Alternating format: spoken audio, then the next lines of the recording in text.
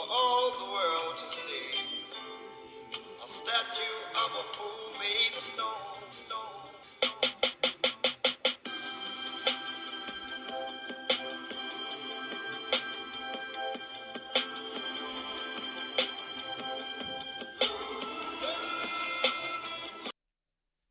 Welcome to this edition of the Vawlin Out podcast. I'm your host, Jordan, here with my guys, Billy and Swanee. How you fellas doing tonight? Hey, you okay, man? That's what we like to hear, man. Good to see you again, Billy. It's been too long, in my opinion. Too long. Yes, I know sir. you're a busy man. A couple things right off the top. I want to say the Atlanta Braves clinched the playoff spot today. Last time we lost Ronald Acuna to an ACL, we won a World Series. We'll see what happens starting tomorrow against the Padres, who are really, really good. But also, we lost two big sports figures today. Dikembe Mutombo passed away, and Pete Rose. And it's a crime that he'll never see himself. He won't be allowed to see himself in the Hall of Fame, which he probably won't anyway, but it's horseshit if they do it now. And just we had some serious stuff break out in this area over the past few days. So we're just keeping the people of our community in thoughts and prayers, because it was a flood of biblical proportions where we're at. A lot of people lost their homes, their wife's work, everything.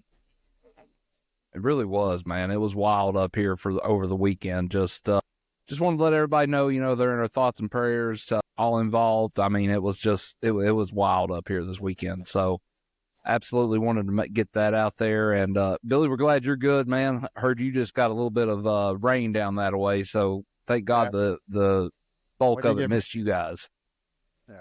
Yeah, I know a lot of people that was affected by it. A couple of friends passed away, drowned and all that. And been a very bad situation. I mean, you're talking about comparing this to almost like Hurricane Katrina was, man. It's, it's just when water is involved, it's a tough situation to control. I mean, you can't control water. I mean, it's heavy. It's hard to, flood and, the mudslides. And, you see the power of water, how it just turn away bridges. Things that you think that be indestructible. That's why I tell people, be careful when you're driving through water, man. You never know what's under that water, or even if it's a sinkhole, you don't know. Yeah. Don't take much, man. It don't take much. The old saying, turn around, don't drown, it holds true. I mean, we were listening to the scanner here at my house. The old lady had her scanner app on her phone up, and man, it was just like, it just kept getting more tragic, like with every call that was coming in. I mean, it was awful, man. But, boys, that being said, we're going to keep them in our thoughts and prayers. Our neighbors here in Cott County, Greene County, Irwin, Unicoi, all that. We're going to keep them in our thoughts and prayers. But like I said, I'm glad you guys are safe, and I'm ready to talk a little ball. How about you guys? Let's do it. Yeah, talk some Vols. Well, guys, contrary to what Mr. Cole Satterfield told me on the YouTube channel, Oklahoma did not, in fact, drag us. I think the dragon was the skull drag us was the term. I think it was the other way around. 25-15, Cole, hold that L, buddy. We're coming off the bye, and we're headed to Fayetteville. So let's get down to it here. I'm going to give us a little series history right quick, and we'll talk about the Oklahoma game here too, for sure. We'll save it for a little bit later, because I got a couple discussion points I want to bring up from that game. Series history, though. All time, the Vols lead at 13-6, but Tennessee is currently riding a 3-game losing streak in the series, going back to on your favorite head coach, Coach Cornbread, a.k.a. Jeremy Pruitt. Vols are 5-4 all time on the road against the Hogs, and have split the last 10 games of the series right down the middle at 5-5. However, the Vols have only one win in their last 5 trips to Fayetteville, and have only tasted victory twice, in 1995 and 2001. So for whatever reason, boys, that's a hard trip for us to make. I wouldn't put too much into history when it comes to this situation. I mean, and remember I told you about our team. It always going to depend on a certain position to be able to be effective, SEC, and the defensive tackle play. It's where I said was going to be the situations and the wide receiver play. if we get those positions fixed, I said we were going to be able to compete this season. And so far, that's what's happening. And the history that you just gave, we got to throw that out the window, man. We got to throw that out the window. I agree with you. And one thing, and I normally don't even throw these words out there because I don't like to get ahead so quick, but it does kind of feel like 98, don't it? Just a little bit. Brother, you missed me on the last episode we recorded. Just a little bit. I'm singing a different tune. Jordan will tell you I'm not the most optimistic person, but I think we're beating everybody. I was thinking that watching the Alabama Georgia game. Alabama looks better than I thought they did, but Georgia does not. Going into the season, I thought Georgia was an automatic L, and I don't think that anymore. Yeah, that man has changed his tune. Feels good, man, walking around with a pep in my step. Hey, I mean, I didn't just put this word on the show, guys. This is me every day now. Yes, sir. Rock a shirt every day now. Bringing out all you the got to, man. Got to. It's this team has just got a different feel about it. You know, just not much rattles them. I'll bring some stuff up later on that I myself picked up on during the Oklahoma game, but they've just got a different feel to it. Like, history doesn't always repeat itself. There's always a team that breaks the cycle for everybody. And I think this might be the Tennessee team that does it. So that being said, though, I do feel like we got a couple of storylines going into this game. Sam Pittman, is that man on the hot seat right now? Because that was the talk at the end of last season. Even though they've gotten off to, I don't want to say a great start, but a strong start. They've got 2 losses to Oklahoma State and Texas A&M by a combined 12 points. Oklahoma State had to go to overtime to beat them. They had Texas A&M on the ropes in that game. But at the end of the day, it's a result-driven business. So it don't matter how you've looked during the game. You didn't get those wins. I feel like technically they've got a good case to be at least 4-1 right now. I know I would have probably, looking at it before the season started, I'd have had them 1-4, 2-3, going back to, what they did last season. But they look pretty solid this year. So what do you guys think? Is he on the hot seat, yay or nay? I don't think so. I don't think so. Yeah, it's too soon to tell right now, but I don't think he's on the hot seat. They're a lot better than we thought they would be going into the season, which concerns me a little bit, especially having to play on the road. No, I don't think it depends on who he loses to moving down the rest of the season, I guess. Sure. To put him on the I would agree with that. Fire up the hot seat, I'd say. Yeah, absolutely. I would agree with that. I know after this, they've got to travel to LSU. So, I like Sam Pittman. Coach Hype had a lot of good stuff to say about him today. He's good. And it's not even for Coach Hype. It's not even about coach for him. It's about the man, he was talking about. So, that says a lot, especially in this day and age when, let's face it, we've got a lot of low integrity guys coaching big time football programs. I don't think we have one of them. I think Hype is there, but look down south just a little bit. Come to the SIP, who might be going to the swamp, which would be where he'd belong, but I don't think any of us want to see him there. But it's I got a feeling, guys, this game might be a little bit tougher than what we want to say it is. Maybe I'm wrong. I hope I'm wrong, but I think it's point for discussion later on. Next one. So we talked about it in the Oklahoma season preview, this, that, and the other. Are the road demons exercised, and would you guys consider this a trap game, seeing that we're coming off the bye week? I'm gonna just go with what I said when we did our preseason talk about this here. This is gonna be our hardest game. I think that Arkansas is gonna be a competitive game. I don't think we're going in and going to be a cakewalk. It's not be that we throwing and getting the 70 points. It's once again, this is SEC play. This is a real SEC school, and we got a bullseye on our back, and everybody's going to be coming and giving us a game as if that's their national championship game. I'm not saying Arkansas is going to beat us because I think we have enough defensive-wise to control the game to come out with the win. I think this would be a trap game for a lesser coach with lesser talent. Tennessee teams in the past, yes, this would be a trap game, but I don't think it is this year. I would agree with that. I would tend to agree with that. Kind of ties into my next question. We're going on the road against a lesser opponent. Are we going to be prepared? And I think we will be. That's been go back to 2022, South Carolina. Baz, we hate to talk about it. Connor Stallions had a hand in that. I don't care what anybody says. But, go back to 2022, South Carolina on the road, Georgia on the road. Georgia wasn't a lesser opponent, though. I don't know that we could have prepared better for them than what we did and still won the game. South Carolina, though, that was definitely a lesser opponent, and we looked ill-prepared. Whether we were or not, left to be seen. I'm just saying, it's coincidental that was the only game all year they wore wristbands for. Just saying. And then, the last Jimmy year. Bax thing that happened there when that came out. I do. What was it, stepping on the tee and not doing push-ups or something like that? Yeah, I do. I remember that. Remember, we had, actually, I want to say it's a current Arkansas lineman on the show on Up at Noon, and he wouldn't talk about it. He refused to talk about it. Oh, is he at Arkansas now?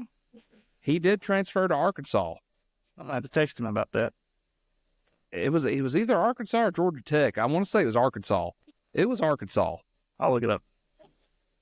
Pretty certain. Anyway, though, Georgia Tech, I want to say, was one of his top 3, and then he ended up at Arkansas. Fact check me, though. Anyway, I'm on it. They remember, because before the show even started, I was like, hey, I want to make sure this is an okay question to ask. We don't like putting anybody on the spot here. And he flat out refused to talk about it. Yeah. He flat out said no. Too, but I did too, but it was okay. Well, maybe somebody will, take care of that for us. Anywho, I just want to see us go out, be prepared for a lesser opponent, because that's what we're going up against this week. Let's just be honest. I mean, that's what it is, and let's handle some business. Now, here's the next question I want to ask you guys. The Vols front 7, they've looked dynamite through 4 games. Only question I've got against them right now, the Hawkins kid from Oklahoma. Granted, we didn't see any film on him, none of that. Mobile quarterback, dude's solid. Dude is a solid quarterback. Looked good against Auburn. Arkansas has a very mobile quarterback. He makes plays out of the pocket, this, that, and the other. Do you guys see him giving our front 7 an issue? I think last week, against Oklahoma with the young kids scrambling against us helps us. We haven't played anybody with that dynamic speed of a quarterback. And this week, he's going to test us. But the thing is, we've had 2 weeks to prepare for this kid. We know we're going to have to contain him. We know we're going to have to push the middle, and our ends going to have to make those plays.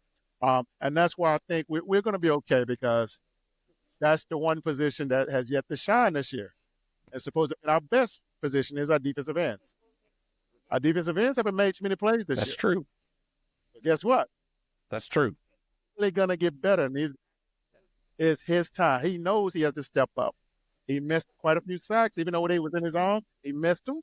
But now it's time for him to shine. This is the first time I want to tell you guys that we truly have 3 deep at every position up front out on the defense.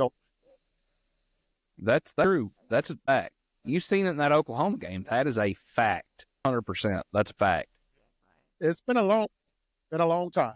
Been a long time that we can say that when it comes to depth on a defensive line. And I'm hard on our defensive line because I played the position. I know how it's supposed to be played in the SEC. And we haven't had a dominant defense that I call true compete. Now we got, and I think we should have it now, because we got guys that are old enough, that play the position long enough to understand how to play the game. It just sucks to take 20 years for them to get it. But Absolutely. Absolutely. We're one of those schools that are benefiting from that extra COVID year right now. In certain positions, that's what it is. I would agree with that 110%. So let's get down into it here, into this game in particular. The Arkansas offense for Arkansas is scoring 35.8 a game. They're getting 10 points per game off turnovers. Interesting to me. Ball's defense is giving up 7 points per game. Stingy.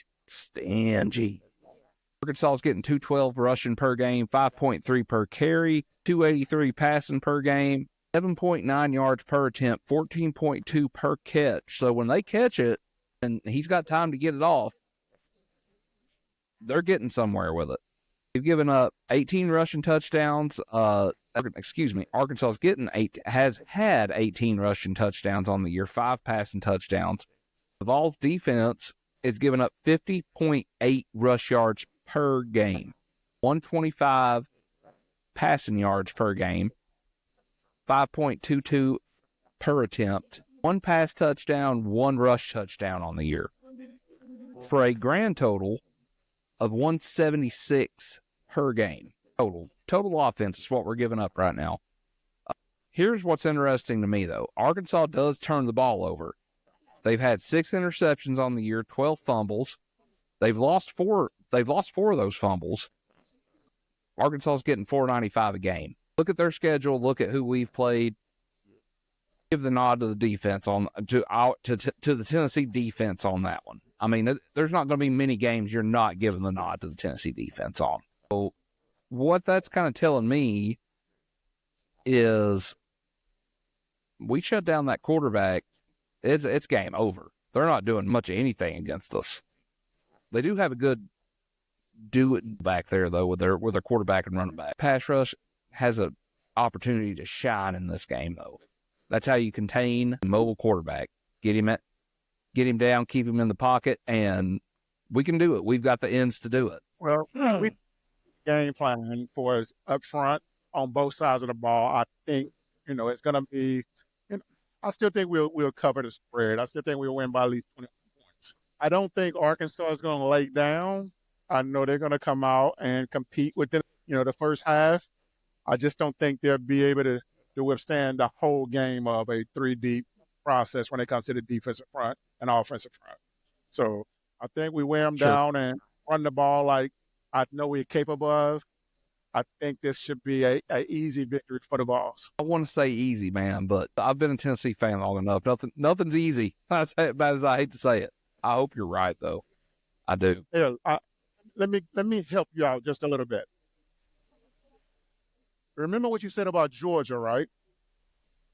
You said you thought they were going to be the best, right? You thought Alabama was going to be falling off, right? But I'm going to tell you, Alabama ain't going to fall off until next year. Alabama still is Nick Saban's team. When he don't get those same recruits, that's when you start seeing that change. So here, this Tennessee team is a totally different team, guys. This is not what we're used to. We got to get out of the blindness side of what we've done in the past. This team is not your traditional team that's been coached by the same type of coaches we had in the past. This is the first time that we can truly say that Hyper has his team together. And now we got a Hyper team. Fair enough. That's playing together. Now you have what I've been trying to tell everybody, that when you get seniors that's been doing it for so long, now you got freshmen mimicking these seniors doing what they're doing. Now you're seeing younger guys play at the same type of talent that the seniors are playing. Now the coaches don't have to teach as much instead of evolving these kids now. Now you have a total team of effectiveness when it comes to projecting stats or projecting how we're going to win, how we're going to lose. This is the first time in a long time that you can actually say that, okay, we're going to win this game. It's not a 50-50 thinking of we're going to win the game anymore. Now we got to get we probably can beat Alabama. Oh, we probably can compete with Georgia. When's the last time that you thought that you can do that with a Tennessee team? That's a good So point. That's a fantastic point, actually. you are afraid of a Razorback team. I don't want to say I'm afraid. The BVS is kicking. You know what I'm saying? The battered ball syndrome is kicking. All right. On here, or go back and rewind what you said about Oklahoma. Good point. Good Go, point. go see what the scores we predicted and see how close they were. They're no doubt getting tagged in this regardless, because yeah, they love to hate us right now. Well, I'm with you though. I'm trying to keep my optimism contained at this point, just because I don't want to set myself up for a letdown. I don't necessarily think we're going to get that letdown, but I want to be even keel when it comes. You know what I mean? imagine if the players thought that way. But that's a good point. That's a good point. It'd be awfully hypocritical of me for me to say that, knowing I've got to go out every weekend or every week and pump my Pee-wee kids up for it. You know what I'm saying? I get where you're coming from with that. Absolutely. Absolutely. So let's get into the Hogs defense against our offense. Hogs defense is giving up 20.2 points per game. Not too bad. Not too bad. However, we're 2.5 times better than that. We're getting 54 points a game. Arkansas is giving up 93 rushing yards per game. We get 290 per game rushing, 5.9 yards per carry. Okay. They're giving up 226.4 passing yards per game. We're getting 276 at 9.76 yards per attempt. They've given up 3 rushing touchdowns to 8 passing touchdowns. We've got 15 rushing touchdowns to 9. They're giving up 319 yards per game on defense. We're getting 565 a game. Bottom line, on paper, we've talked about this before. On paper, this game shouldn't be close. Should not be close. I don't feel like they've got the horses in the stable to run with us. I just don't feel like they do. Period. At any position. If the defense will come to play, and I don't think that's going to be a problem this year. I don't think they've come to play every game this year. We'll be just fine.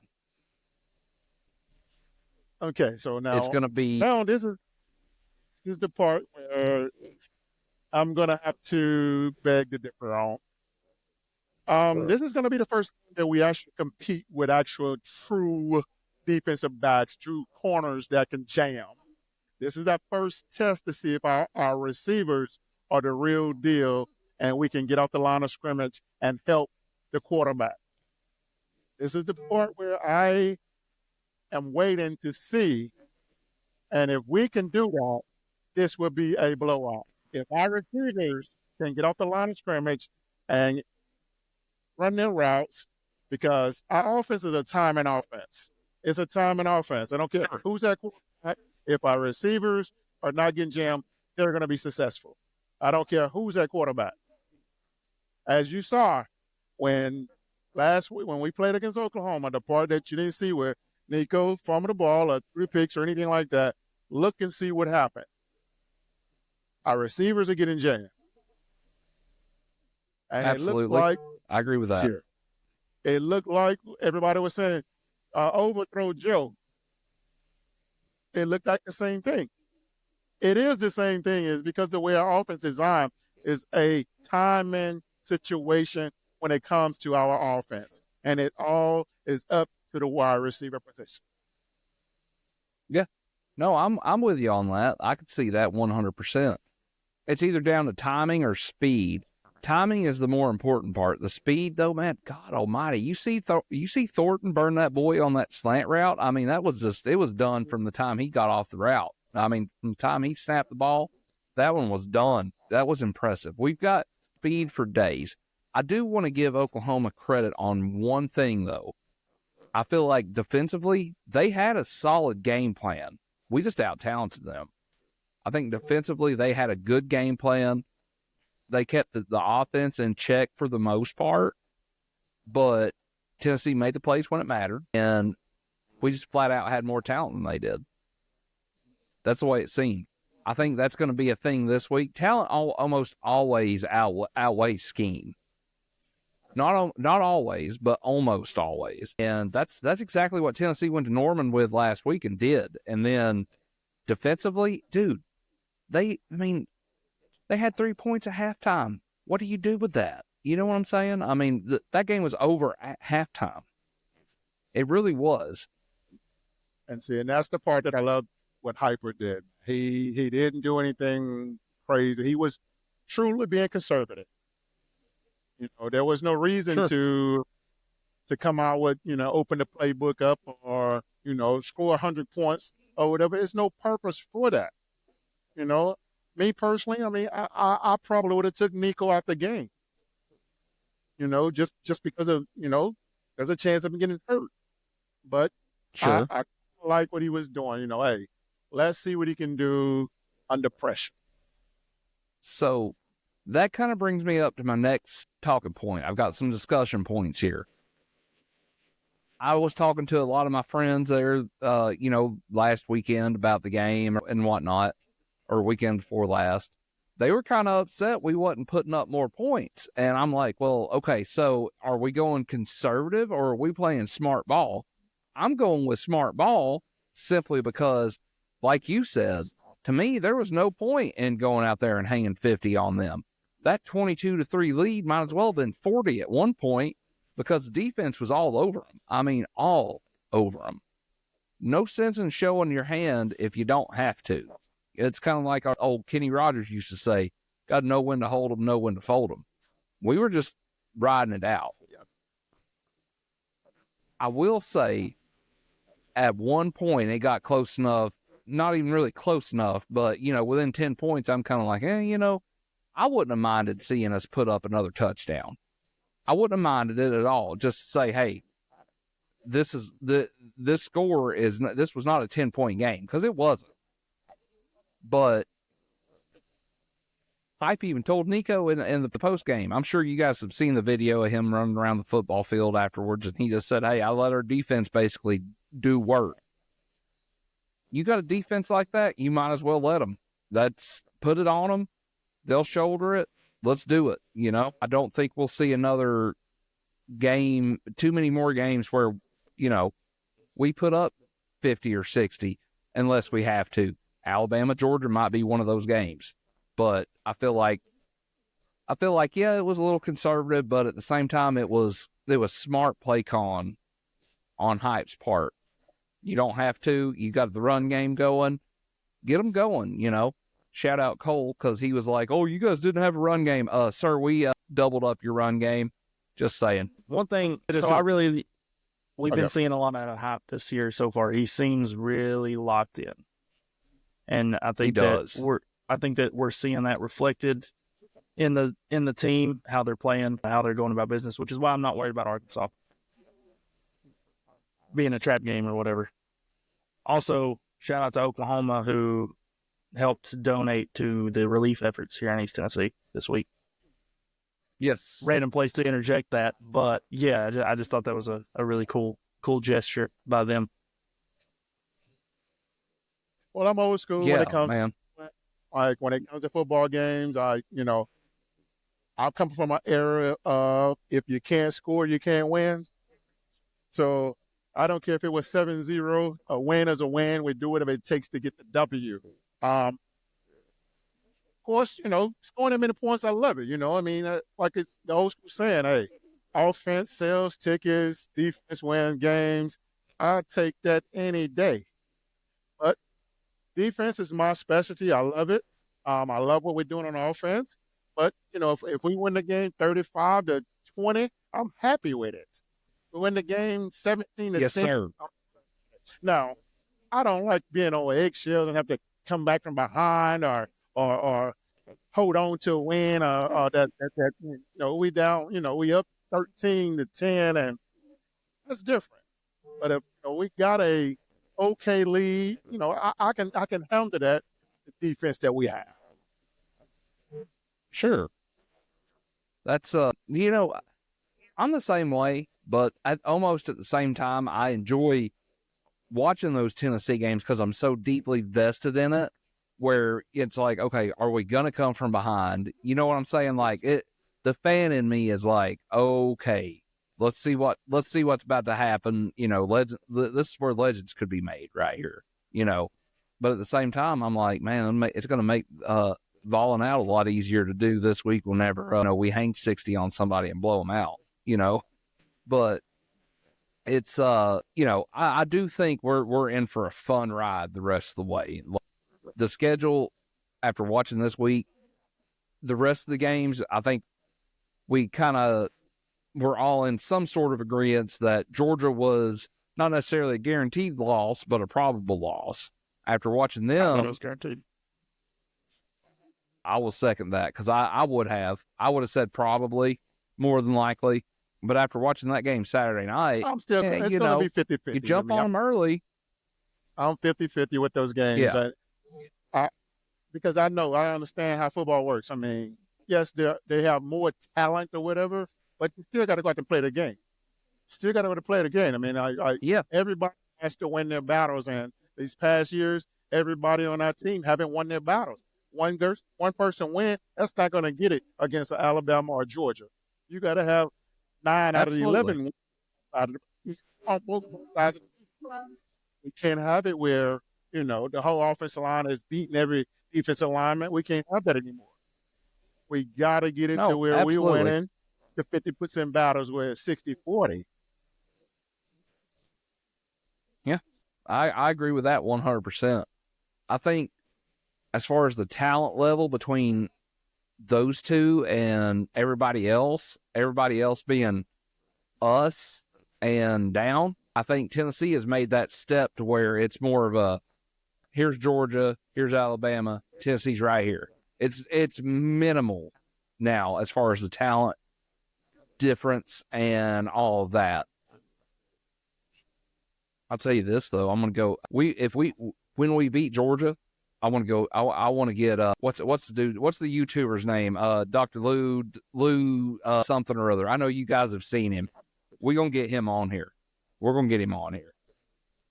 We're gonna talk about that game. But what's his name? Lou something or other. I'll find him on YouTube. I'll shoot him to you. He loves to trash us. Loves to trash Tennessee. So we're gonna get him on here. We're gonna get him. Good for him, I guess. Pretty sure. Yeah. Well, I mean, I'm down with it though.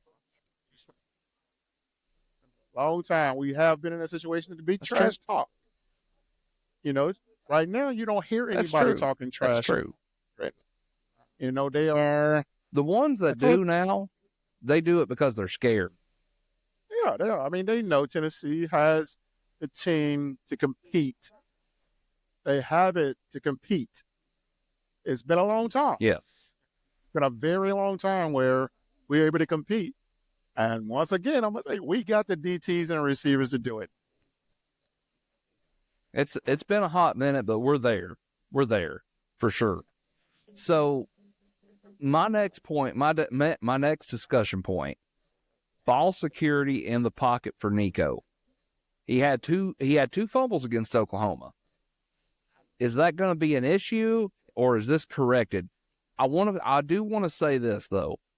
Our boy Dane held up solid against Oklahoma, but you could tell we were missing a couple of linemen, Hurd being the important one. Is this going to become an issue for us? Is this something fixable?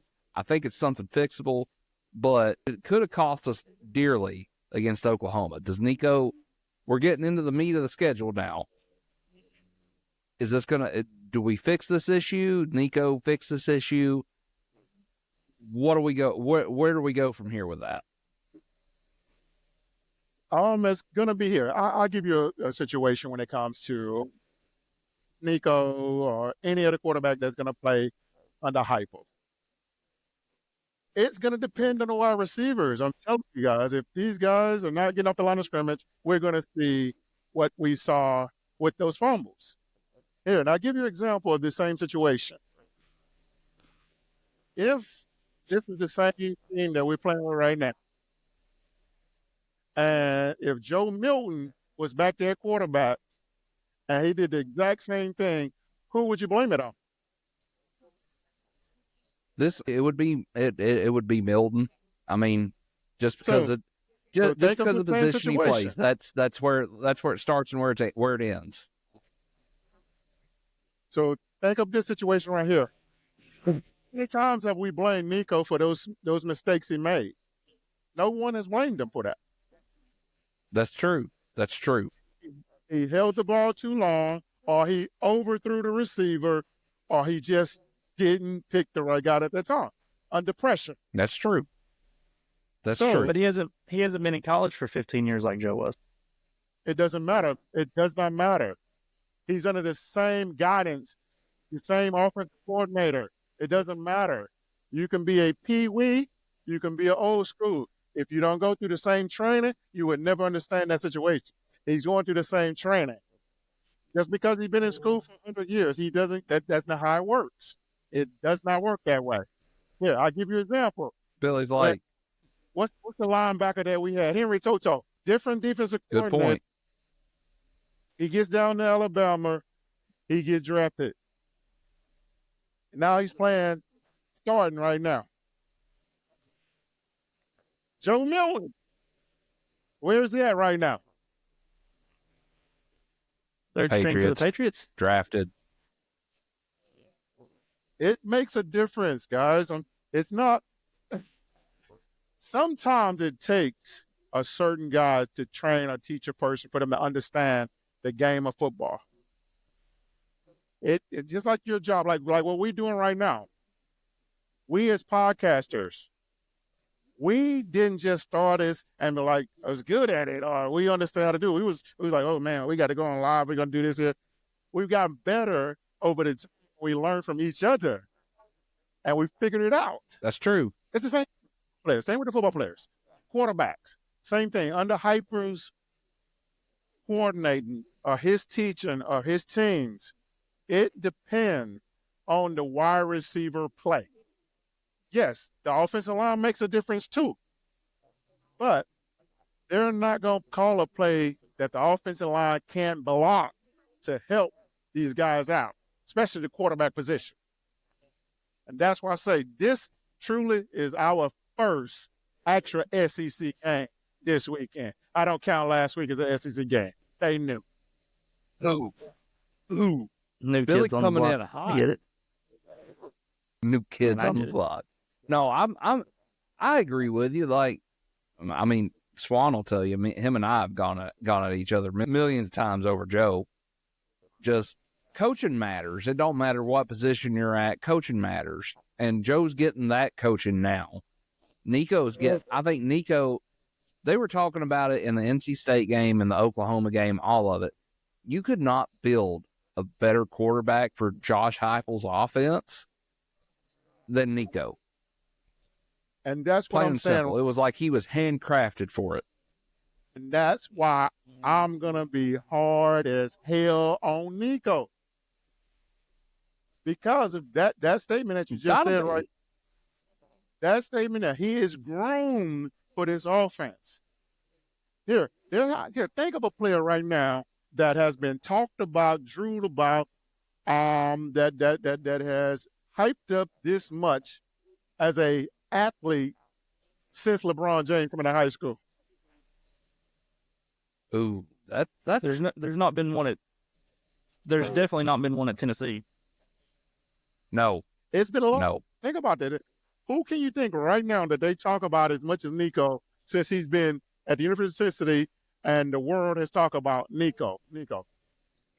It's been a And hot I minute. love it. Because what I love is he backs it up and he does something that I love that athletes should do after something. After every play, that play's over. He moves to the next play like that play didn't even happen. That's exactly where I was going to go with it, because you've mentioned it several times on here. Those 2 fumbles last week or against Oklahoma, man, he come right back out there, did his thing, didn't matter, did not matter. Not one damn bit to him. Did not matter. He come back out there, turned around. Yeah, the play calling helped him out just a little bit, but it didn't rattle him. Did not rattle him. I mean, the picks against NC State, the pick 6 against NC State did not bother him. I mean, he's cold-blooded, dude. Cold-blooded. Just that's what that and the way the game has changed now. I mean, you've always needed that, but now more so than ever, kind of in the era of like you were talking about earlier. Offense puts asses in seats, defense wins championships. Now, the defense will win you a championship, but if you don't have a guy back there that can sling it all game, you're not going to win, period. You're just not. And I think Tennessee has got that guy right now. Nico is a generational talent, whether it don't matter if you're a Tennessee fan, Florida, Georgia, Alabama, Oklahoma, whoever, it does not matter who it is. Whether you want to admit it or not, he is a generational talent. You can see it in the way he plays the game, and he's very smart. He's cerebral almost. And in a lot of his games this year, man, in every game this year so far, he started off, he's surgical. Like surgical with where he puts the ball. There was one play in that Oklahoma game. It got called back off of a holding call, but he threw that ball about 50 yards to Deontay Thornton on a rope, just going across his body. You don't see that every game. You don't see that every week in college football or even the NFL necessarily. You just don't see it. He's there. That's our guy. If he don't get hurt, man, we're give it about 6 more weeks. We're having a hella good conversation. You know what I'm saying? There's going to be NFL teams thanking for him. Oh, absolutely. Absolutely, man. And who was the last quarterback we had that teams were doing that? That'd be Peyton Edward Manning. I don't think that's his middle name, but it's Peyton. You guys have seen the commercials. Peyton. In fact, I'm going to Google what his middle name is just Peyton. for curiosity's sake. Peyton F. Manning. So Peyton F. Franklin. I'm going to say that's what I'm going to go Franklin. Franklin or Freddie. His middle name is Williams, like the last name, Peyton Williams Manning. Oh, so Bills, Peyton Bills Manning. We were way off. Yep. Man, I just snorted. I don't even care. People can roast me for it. We got one of the best quarterbacks to ever play the game. They can roast me for it. I don't care. Next up on the discussion list, boys, the Arkansas quarterback. We've watched 4 games of them, whether it's been intermittently or we've just tuned in because we're like, hey, they're on the schedule. What do you guys think of the Arkansas quarterback? Me, I'll go ahead and tell you. I think he's pretty good. I think he's just good enough to where he might give us fits just because he's got good legs and he seems like he can throw well on the move. And we know he's going to be on the move against Tennessee. Plain and simple. What do y'all think? I think, I've not watched any Arkansas football this year. I have the A&M game recorded to watch either tonight or tomorrow. I'm going to get that done just to see what to expect. So I'll not comment any further before some Arkansas fan jumps my ass on Facebook. And I'll let Billy tell us what he thinks. We're keeping receipts on Vawlin Out this year. Do it. I think the kid's he's a great athlete, man. I think he get a little impatient at times, and he leaves the pocket too soon. And that's the part that I think is going to help us. The fact that if we can push the middle and get him to run outside instead of letting him, do draw quick plays up the middle. If we can get him east-west, I think we'll be okay because he can throw the ball. And most definitely, if you give him time, he can complete the ball. He's a great runner. If he gets outside the pocket, it can be tough for us if we don't contain him. He's a great kid. I mean, don't get me wrong. If we allow him to do what he's been doing all season, when it comes to his stat-wise, he can't hurt us. But we have the defense to make him make those mistakes he's been making all season. I'm with you on that. I was actually Saturday. I walked in to my folks' house over here. Dad had the Arkansas Texas A&M game on, and he was kind of, me and him, we always talk about, Tennessee, whatever. And he said, we are to handle Arkansas pretty easily. Kind of. I'm like, no, I agree with that, but I said the only reason I don't think we can, the only reason we wouldn't, I shouldn't say don't think we will or can. I said the only reason I don't think that it'll be as easy as everybody thinks it is that quarterback. And about the time I said that, he dropped a dime up the sideline for the first touchdown of the game for Arkansas. I want to say maybe the tight end, but the way, to your point, Billy, the way you kind of, contain that mobile quarterback that can, the dual threat guy, you keep him in the pocket. You don't let him break contain, because whenever they break contain, that's whenever their big plays happen. And that was one of those plays where he got outside the pocket just far enough to where he'd bought himself enough time to just float it. And that's exactly what he did. He floated it, and it landed right there. And the tight end, to his credit, I mean, he smoked the Texas A&M secondary. So, that's one of those things. It's just one of those games where I have an uneasy feeling about it. I feel like Tennessee can handle business in this one, and I feel like they will. But it's also one of those games where I'm like, let's just get out of Fayetteville with a win. We've won there twice in the last 25, 30 years. Just do it. Just get out of there with a win. I'm going to be happy. I'm one of those fans where I'm like, I don't care if we win by 1 or 41. Just get the win. It don't matter at this point. Just do it. I love them to death. I love our fan base. They're the best fan base in college football. But I actually had people coming at me because I was on Facebook posts. I'm like, oh, 38-34. And they're like, they're not scoring that much, blah, blah, blah, blah, blah. I'm like, well, okay, that's fine. I don't care. But you're mad at me basically because I'm saying we're not going to win by enough. Win the game. That's all we got to do. Win the game. To quote Herm Edwards, you play to win the damn game. Just win the game. You know what I'm saying? Just win the game. Hal Davis. There you go. I like that one too. Just win, baby.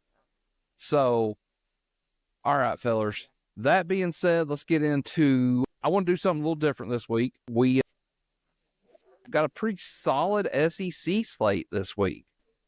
We'll pick against the spread. I got 5 games. Go ahead. Timeout. Are we doing score predictions for Arkansas? Yes. Are we doing that now or later? Oh, it's coming. It's Is coming that in the into this. Okay. Word. We're going to work it into this. First game up on the docket, fellers. Mizzou at Texas A&M. Texas A&M is favored by 1.5. Damn, man. I thought Missouri was supposed to be I thought this was going to be their best team ever this year. That's it. A&M is favored. I think everybody did. That's what we said. That I was like, A&M what? is favored. It's in. That's the 1.5 right there. Yes, sir. Hey, A&M's new quarterback looks good, and he's a Tennessee boy too, Marcel Reed. Yes, sir. I'll take A&M plus the points there. I think they come out of here with a W. I like it. Well, I think I'm at the run with you there just because I think that's a easy trap game for Vegas to make people take Missouri with that point. So yeah, I'm going to go with A&M on that one. I think it's a clean sweep on that one because I don't buy into Missouri. I just don't. I'm sorry, I don't. The Vandy should have beat them. They should have one loss on the season already, and it's Vanderbilt. And that game was in Como.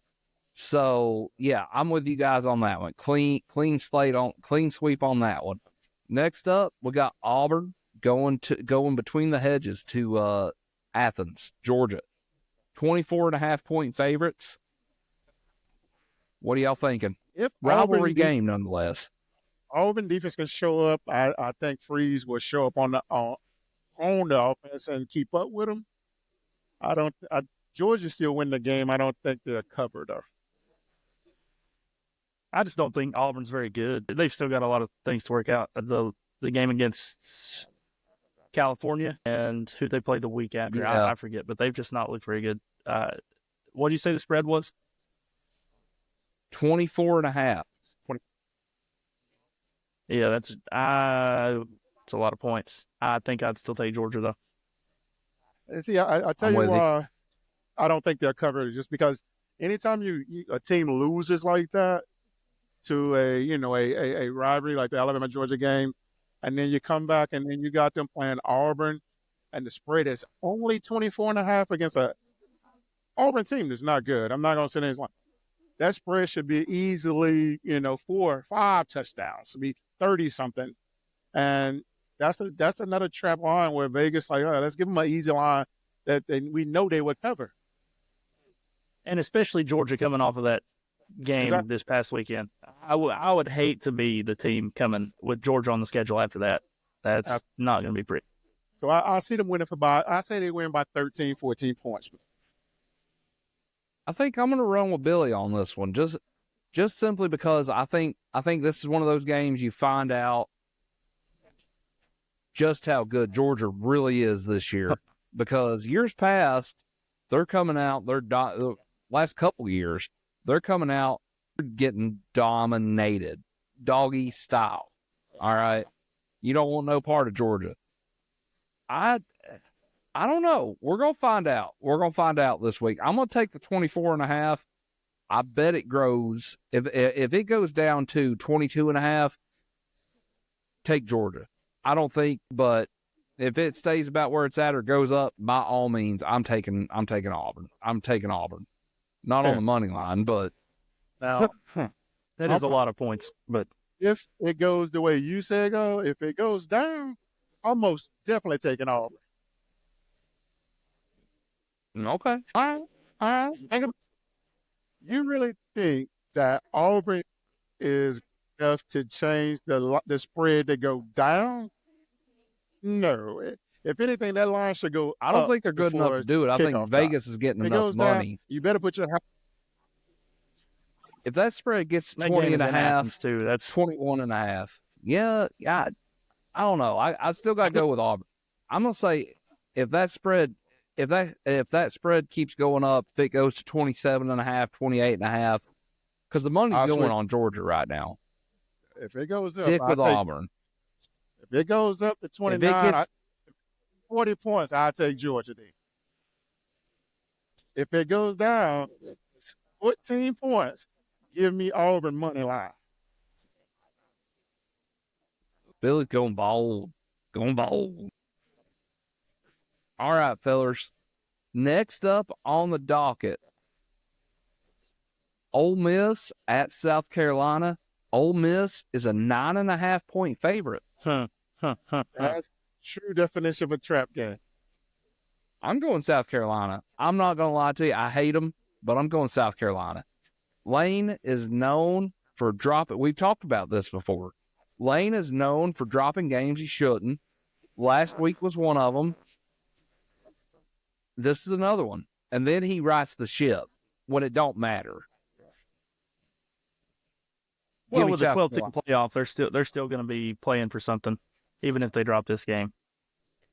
Yeah, but you look at who they got left on the schedule, though, man. I don't know what their schedule looks like because I don't care about but one team's schedule. And I mean, it's true. I know our schedule front to back, but I don't know who plays who next. Like, I didn't know Georgia and Bama were playing until 7 o'clock Saturday night. I was like, oh, this is on today? Till a chick at the bar let you know. Oh, buddy. Yeah. Man, I had every Alabama fan that was at the bar just to watch the game sat right in front of me at the bar, like where I was positioned. It's a big, we take sections pretty much, and they sat right in front of me. I was like, you gotta be kidding. We had TVs everywhere, guys. Why'd you pick this one? Anyway, yeah, so Ole Miss got beat by Kentucky this last week, and they had no business doing that. This game's at South Carolina, 9.5 points. I think Ole Miss is very good. They shouldn't have lost that game to Kentucky. Give me Ole Miss in this one. -9. All right, Ole Miss to cover. Billy, what you got? I'm going to take Ole Miss. They should win that game easily, about 2 touchdowns. Easy. Okay. All right. Now, Here's a good one. I think this is tough, too, because it depends on which team you get out of the Gators. Central Florida favored by 2.5 over Florida, and the game is in the Swamp. Where are you going? Billy, take off here because I got some research to do real quick. I'm going to say this is the game that the seat gets so hot where he may get burnt. I'm going to take Central Florida. Oh, And favored in the Swamp. That's insane. Yeah, I'm going to take – the reason I'm taking them in because Central Florida laid an egg last week. And I think – that's true. Colorado just beat them like they owed them money. and I think Central Florida got caught up in the jarring and forgot to actually play the game. And they got the psychological part knocked out of them. And they never woke back up. I think being that this is a in-state, call it a rivalry in a sense, a lot of these kids are pissed that they didn't get recruited by the Gators. And now in their mind that they know that the Gators this is our time to take advantage of them. They bringing the wood this weekend to the Swamp. I got to say, I was prepared to take Florida here. And then I think Billy just talked me out of it. I think Billy just talked me into taking UCF. So that's where I'm going to go. I think I'm going to avoid. No, I'm just kidding. I'm going Central Florida too. Florida is so bad right now, and honestly, like I'm hesitant to say it because we know that's the next game up on the schedule for us. Historically, we've talked about it. History don't matter. History don't always repeat itself. But we also know that historically there's been tons of games where Tennessee has had the better team, and Florida has just found a way to get it done. I don't think that happens this year because it's in England. That's the only reason I don't think it does. We go to Florida. Oh, we get it's a hard. The Swamp's a hard place to win. It's a hard place to win. But I'm with you guys on this one. I'm going Central Florida. Just Are we making this pick with our head or our hearts? You know what I mean? I'm going with my head on this one just because I know what we've watched of Florida. You know, I mean, Miami just dominated them. I mean, they beat Sanford, Texas A&M. They manhandled them in the rain down there. There's problems in Florida. That being said, I really, really hope they do not fire Napier. Like, keep that man down there as long as you can. The only thing is like the difference now, man, is just they're not getting the same recruits that they used to get, man. I'm like, the NIL killed them, especially with the kid that they supposed to have been given the big contract to. That hurt them big time. Like, you know, when they said that they reneged on the contract, no kid wants to go there now. So they're going to have to get the top picks. That's true. That's true. Are they going to get the local second hand until they build something that shows these kids that they can win, or they're going to give them the bag? It's going to be a while before they change. It's going to be a while. That's true. I'm with you there. I'm going to renege on something here. I'm going with Florida plus 2.5. Sorry, it's gut reaction that's going in the parlay here. Man, I'll tell you what, if I was going to bet it, I would tease it and maybe buy some points, like 5 or so, just simply because, or even just 3, because it's going to be a close game. That would give you 5.5. I think it's going to be a close game. Because it's in the Swamp. The Swamp is a hard place to win. Just saying. If I'm going to take the 2.5, I'm going to buy 3 and take the 5.5 on it. Oh man, don't take the bait. Vegas is making you take the bait. Oh no, I'm taking Central Florida to cover. I'm just saying they're going to win by at least a field goal. It's good, but I don't think Florida's going to win. I don't think Florida wins this game outright. I don't. Not unless something wild happens. I think Central Florida's going to make up for the points they didn't score last week. I can see them putting up with their average. They're going to put their 45 points up. It's coming up. Listen, one thing I do want to say about Florida, that big 2-1 they got at defensive tackle, that boy don't miss many meals. He is huge. Here, let me tell you something about that defensive tackle. That defensive tackle need to be on offense because he is not going to make it to the league doing that. He's going to drop 60 pounds. He's going to have to. He's going to have to drop at least a fifth grader. I love his attitude, his demeanor. He doesn't want to come off the field, but he needs to come off the field and rush. Because if he stays on the field when he gets to that next level, brother, you talking about some pancakes? It's a difference between he's like now if he can get lucky and get to like a Baltimore Ravens that runs that 34 defense where he's just a true nose left, right, and just takes all that like Big Ben Swiffer used to do. Yeah. That's not what he's doing down. No. I'll tell you what he's doing down there. He's hitting all the crab bowls down there. That's what he's doing. I mean, I don't blame him. I would too. But that's exactly what he's doing. All right, fellas. Good. It's smooth, man. Like, I just don't believe in defensive tackles that can't run to the ball, man. Right. The only place he's running is the buffet line. All right. That's a fact. He's a buffet buster. Like, you want those guys, like you said, on the offensive line. He's a good kid. It's just I think he needs to lose a few pounds. And you know, that's a big man. That's a big man. That's a big man, he says. All right, fellas. Last but not least, our Vols travel to Fayetteville. We went through the season history. We've won there twice since 95. Vols are favored by 13.5. Who you got covering and why? Full covered. Why? Just because I've just got a big orange heart on this year, and I'm voting with that. Yeah, Vols. I'm going to say. Okay. I'll go with you on that one. Billy? I'm going to say, I'll come out slowly in the first half. I think we pull away 45-17. Okay. All right. I'm going to say they keep it close till the fourth quarter. That's when the depth comes out. I'm going to say we put up a couple garbage ones and we end up winning, I'm going to say 45-20, maybe 20 for them. Maybe.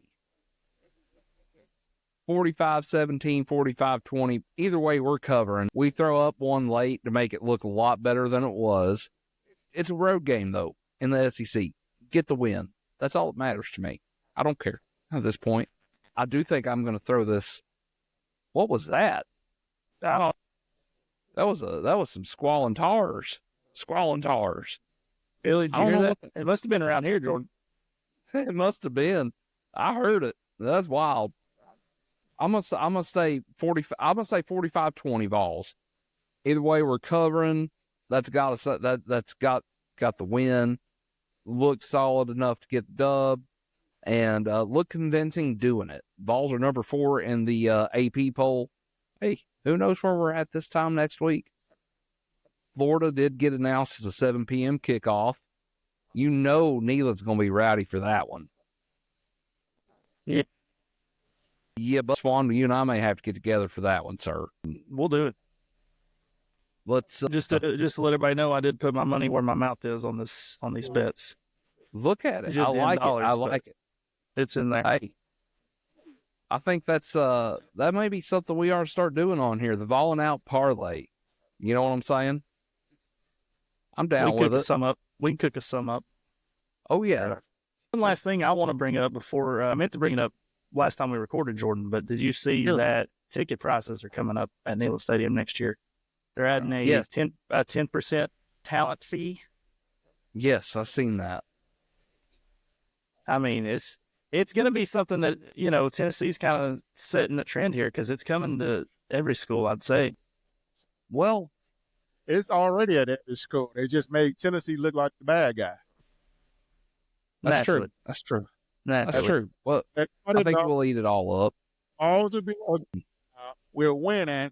They have anything negative to say about the Vols, so they come up with something like that and say Tennessee is at 10%. Every school is doing it. You know, here's the thing. From the start of NIL, Tennessee has led the way in a lot of different things, and this is one of those things where it's a new thing, but it's not. It's a new old thing. At least I'll give Danny White credit, because the man deserves all the credit in the world for anything he does good for Tennessee, even bad, but even the good, especially the good. He was at least upfront enough to say, hey, you guys want to win a football team? You're paying for it. Kudos. But where it hurts is the guys that are like, you know what? I'm just gonna go to this one game, and okay. So say you pay $1,500 for 2 tickets on the sideline right there, front row at Neyland. You're paying $150 in talent fees. Gonna be interesting. Well, It's the cost of winning, I guess. I'm gonna give you my opinion of it. Yeah, sure. Ready? Here we go. Let's hear it. I love the fact kids are getting paid now. I love it. I used to be a player. I wish I could have got what they got now. But the thing is, it wouldn't mean they're gonna call it the part of the whole situation that makes it look bad. They call it a talent fee because of the players. No, they gotta find a way to offset of paying the men behind the scene. They gotta There you find go. I can see that. dollars. They gotta I can offset see it.